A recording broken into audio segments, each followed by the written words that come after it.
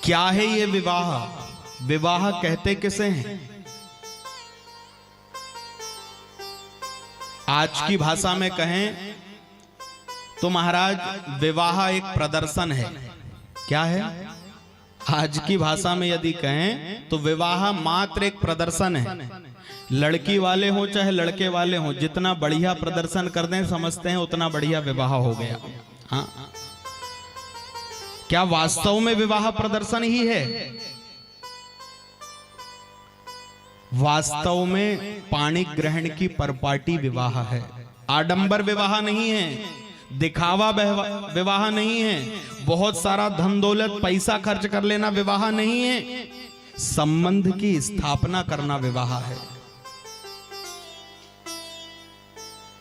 संबंध की स्थापना करना विवाह है। लेकिन बदलते समय के अनुसार विवाह का स्वरूप पूरा बदल गया। हमारे सनातन धर्म में जो 16 मुख्य संस्कार दिए गए उसमें सबसे बड़ा संस्कार है विवाह संस्कार। और महाराज अभी यदि वर्तमान समय में देखा जाए तो 16 संस्कार तो कोई जानता ही नहीं महाराज। अभी हम केवल 2 ही संस्कारों को पहचान रहे हैं केवल। एक हो गया विवाह संस्कार और दूसरा अंत्येष्टि संस्कार, अंतिम संस्कार। बाकी के पहले से लेके आखिरी तक हमें कोई पता नहीं, धीरे धीरे करके सब छूट गए। अब कोई कुछ नहीं कर रहा वहां तक भी ठीक है, लेकिन जो कर रहे हैं, जो विवाह संस्कार है वो भी विवाह संस्कार नहीं रह गया, अब प्रदर्शन बन गया है। लंबा चौड़ा टेंट लग जाए, बहुत बड़ा पंडाल हो जाए, बहुत सारे खाने के व्यंजन हो जाएं, बहुत तामझाम हो जाए महाराज, लाइटिंग, ढोल, बैंड बाजे, घोड़ा, बग्गी, गाड़ी, यही सब विवाह रह गया है वास्तव में। और विवाह की वास्तविकता को हम भूल गए। बड़े दुख की बात है महाराज कि विवाह में जब जिस वर कन्या के जीवन का सवाल होता है, जहां उनका आने वाला नवीन जीवन, जहां कन्या अपने एक नए जीवन में प्रवेश करती है, जहां सुखी दाम्पत्य जीवन की भावना हमारा सनातन धर्म करता है, हमने उस विवाह को खेल कर लिया है महाराज। देखो आप, दूल्हा दुल्हन जिन्हें हम बनाते हैं, जो वर कन्या होते हैं महाराज, कई बार देखा गया कि उन्हें भगवान, जिस भगवान की पूजन करना है, जिन भगवान से आशीर्वाद लेने हम जा रहे हैं कि महाराज हमारा दाम्पत्य जीवन सुखी हो जाए, हमारे दाम्पत्य जीवन में मंगल हो, आप आशीर्वाद दीजिए। हम देवताओं को, नारायण को, भगवान भोलेनाथ को, आदि आदि देवताओं को वहां बुला रहे हैं उनकी पूजन करने के लिए। तो बोले वहां पर दूल्हा या महाराज जिसका भी विवाह हो वो बैठेगा सोफे पे। अलग अलग समाजों में अलग अलग महाराज चलन बना लिए अपने मन से, शास्त्र से चलने को कोई तैयार नहीं। बोले जो याचना कर रहा है, जो अपने सुखी जीवन की प्रार्थना कर रहा है, जो आशीर्वाद की कामना कर रहा है, वो बैठा है सोफे पे, और जिससे प्रार्थना कर रहा है उसको पैरों के पास बिठा के रखा है। हाँ, भगवान को नीचे स्थापित कर दिया। मंत्रों के द्वारा जो ब्राह्मण भगवान को वहां बुलाएं, महाराज वैदिक मंत्रों का वाचन करे, वो नीचे, भगवान नीचे, और जो महाराज जिसके सुखी जीवन के लिए जो ईश्वर से प्रार्थना करने आया है वो सोफे पर बैठा, उसके पैरों में भगवान है। और लोग कहते हैं हमारी समाज का ये नियम है। ना जाने कौन ने महाराज इस तरह, एक नहीं आप पूरे विवाह में देखिए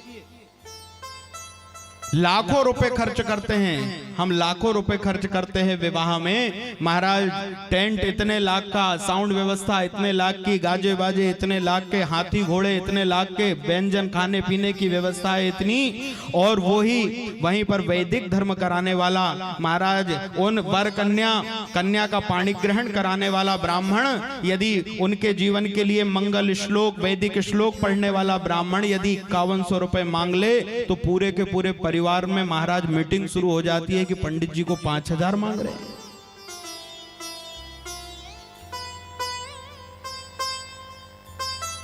और मजे की बात सुनो, बारात लगा लेंगे 3 घंटे की, सारे साजबाज, बाकी सारी व्यवस्थाएं 24 घंटे में से पूरा समय उनको दे दिया जाएगा। और जैसे ही मंडप में दूल्हा दुल्हन आते हैं तो महाराज कोई ना कोई रिश्तेदार आकर कह देता है पंडित जी जल्दी से निपटाओ। अब महाराज बताओ, जब निपटाना ही है महाराज आप ही कह रहे हो कि निपटाओ।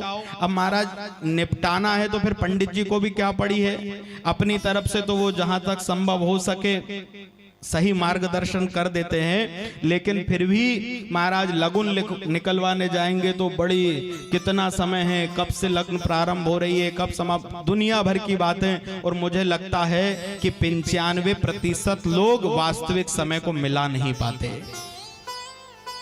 बाकी व्यवस्थाओं में निकल जाता है।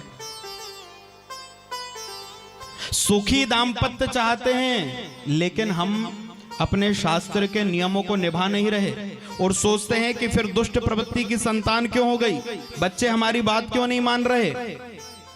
अरे एक श्रेष्ठ और अच्छी संतान को जन्म देना है तो महाराज विवाह कार्य जब हुआ वो उस विधि से संपादित हो, एक संस्कारवान संतान के लिए, एक अच्छे दाम्पत्य जीवन के लिए, एक सुखी दाम्पत्य जीवन के लिए। विवाह का जो बदला हुआ स्वरूप है वो हमारे आपके सबके लिए चिंता का कारण है। लोग कहते हैं समय बदल रहा है, समय के हिसाब से बदल जाओ। अरे महाराज समय तो बदल रहा है, लेकिन पानी तो पानी रहेगा, आग तो आग रहेगी। समय कितना ही बदल जाए, आग में हाथ लगाओगे तो आग जलाएगी कि नहीं जलाएगी, पानी में कूद जाओगे तो महाराज जल बहाएगा कि नहीं बहाएगा। समय कितना ही बदल जाए, लेकिन जो महाराज जिसका स्वभाव है वो नहीं बदल सकता, जो शास्त्र हैं वो नहीं बदल सकते, जो मर्यादाएं हैं वो नहीं बदल सकती। इसीलिए व्यासपीठ से आपसे विनम्र निवेदन है कि महाराज आज से महाराज हिंदू सनातन धर्म में विवाह में वैदिक रीति का पूर्णतः प्रयोग करने का संकल्प लिया जाए। जो शास्त्र की नीति है, जो वेद की नीति है, उसके अनुसार हम अपने बेटा बेटी का विवाह करेंगे तो उनका दाम्पत्य सुखी होगा, तो श्रेष्ठ संतान का जन्म होगा और अच्छे पूर्ण महाराज ज्ञानी ब्राह्मण का वर्ण करिए, जो वैदिक विधि से आपका बढ़िया से विवाह संस्कार कराए और उसको खूब प्रसन्न करिए। ब्राह्मण की प्रसन्नता होगी, वो वैदिक मंत्रों के द्वारा महाराज आपके यहाँ विवाह संस्कार कराएगा, तो आपके बच्चों का जीवन निश्चित है, 100% की गारंटी है कि वो दाम्पत्य जीवन खुशियों से भरा होगा और एक श्रेष्ठ संतान आपके परिवार में जन्म लेकर के आएगी।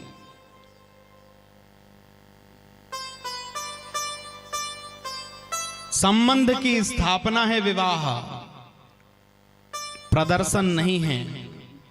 और वास्तव में शिव और पार्वती का संबंध हमें भी संबंध जोड़ना सिखाता है कि महाराज जीवात्मा को परमात्मा से संबंध कैसे स्थापित करना चाहिए, कब